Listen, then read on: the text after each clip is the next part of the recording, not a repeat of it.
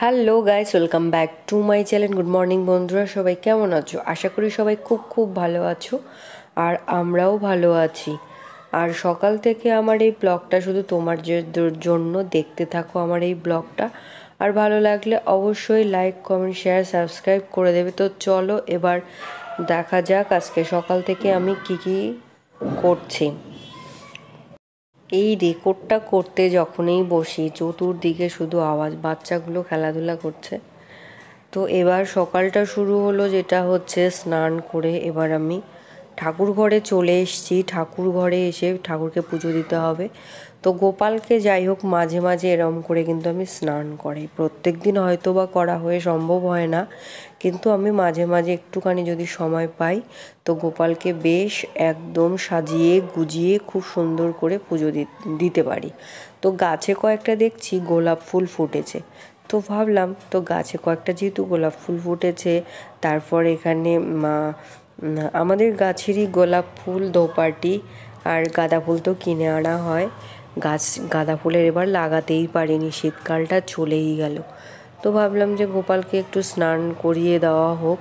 তো ঘন্টা বাজিয়ে প্রদীপ ধুনো জ্বালিয়ে আমি ঘি, মধু, গঙ্গা জল, একটু তুলসী পাতা দিয়ে তারপর তিল দিয়ে গোপালকে আমি বেশ খুব সুন্দর করে স্নান করে দিই।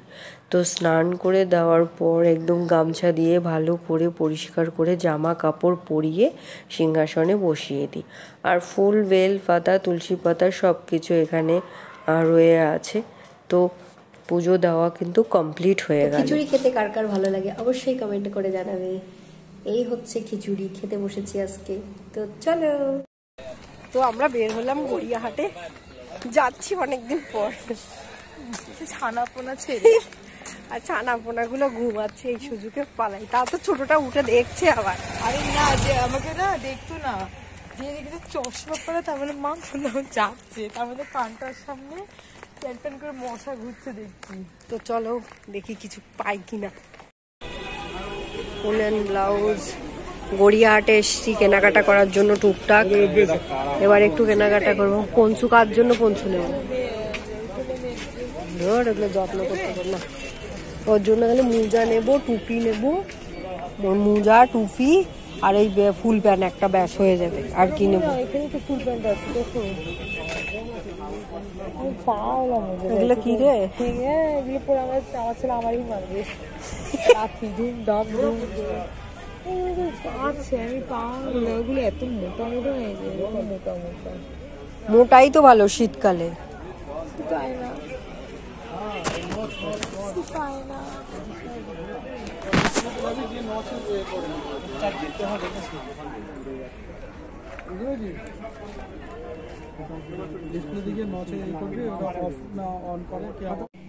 হ্যালো এভরিওয়ান, তো এখন আমার প্যাকিং চলছে।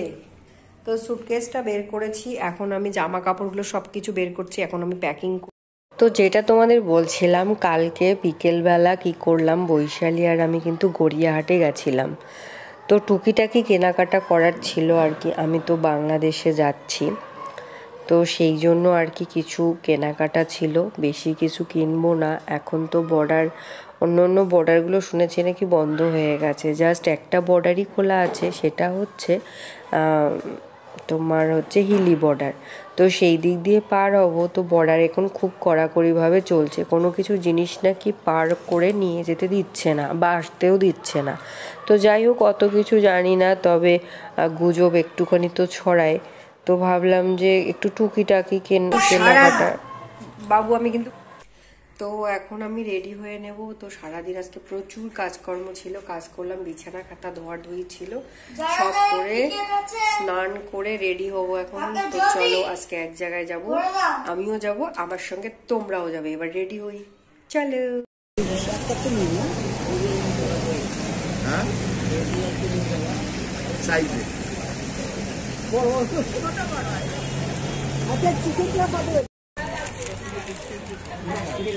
সদরে আসছে, আমরাও টিকিট কেটে নিয়েছি। 100 টাকা করে টিকিট, মুক্তপ্রাণ নাট্যোৎসব।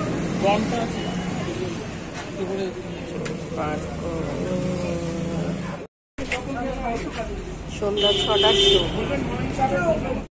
শ্বশুর শাশুড়ির সাথে বেরিয়ে পড়লাম নাটক দেখতে। তো সন্ধ্যাবেলায় দিল্লি থেকে এসেছে আমার মামি শাশুড়ি, ওনারা নাটক করেন এইসব নাট্যমঞ্চে।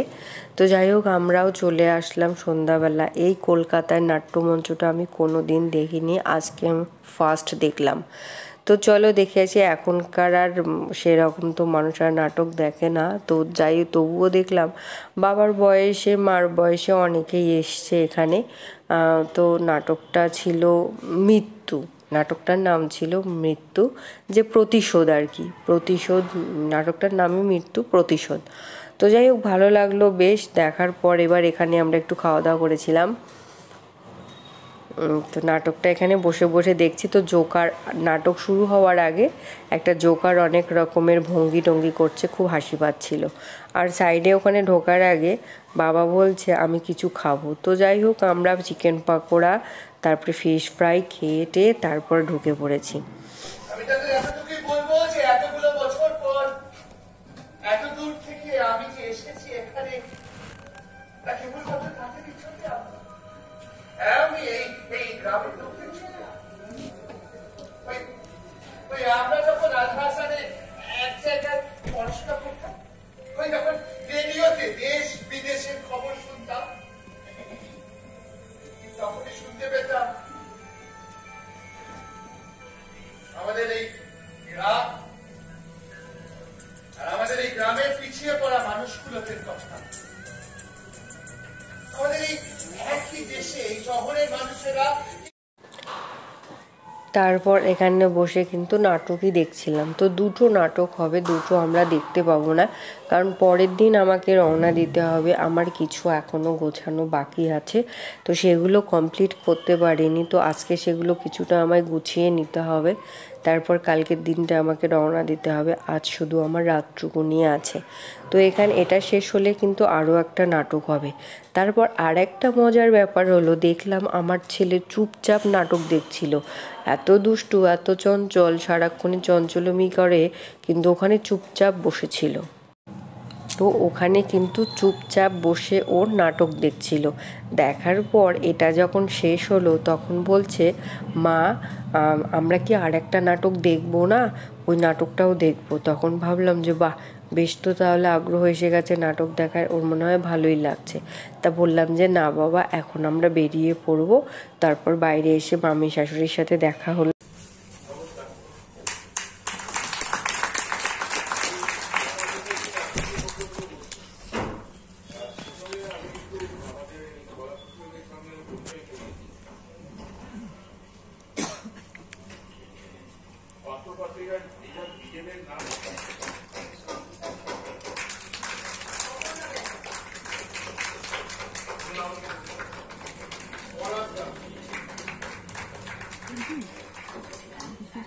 হ্যাঁ দেখেছি, ওই তো শর্ট।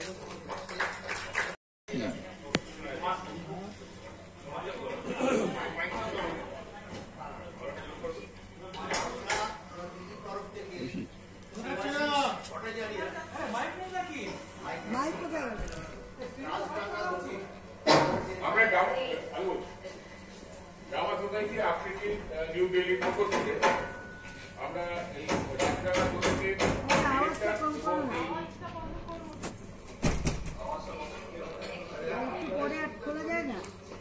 আর এই অনুষ্ঠানের উদ্যোগটা দাঁতে করে টেনে নিয়ে গেছে, মানে জীবনে কোনোদিন স্টেজে ওঠে না, দাঁত টেনে আনলে পরে আমি তো মনে করি এরকম নাটক সৌমেন চক্রবর্তী আমাদের সব সময় আছে, সুখে দুঃখে সব সময়। তো আমরা চাই আমাদের দলের তরফ থেকে সৌমেনকে একটু ভালোবাসা দেওয়া।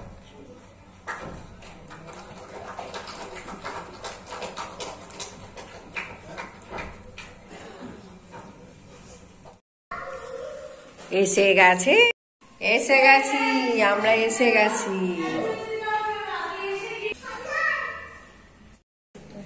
এসে গেছে, এসে গেছে। কি করবে ফুলকপি? এটা টিভি নেই কিন্তু, ওখানে আর টিভি পাবি না, এখানে আজকে যা দেখা দেখে নে। কার্ড দিয়েছে,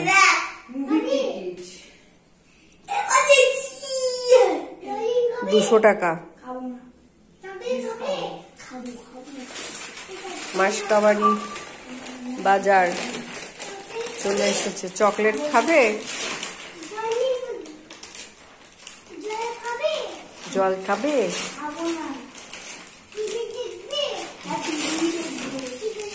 দেখো, ঠিক আছে, দেখো। হ্যাঁ ঠিক আছে, দেখো। বালিশের কভার ভরাচ্ছে, দেখবেন এখন। জীবনের প্রথম বুঝি আজকেই বালিশে কভার ভরাচ্ছে।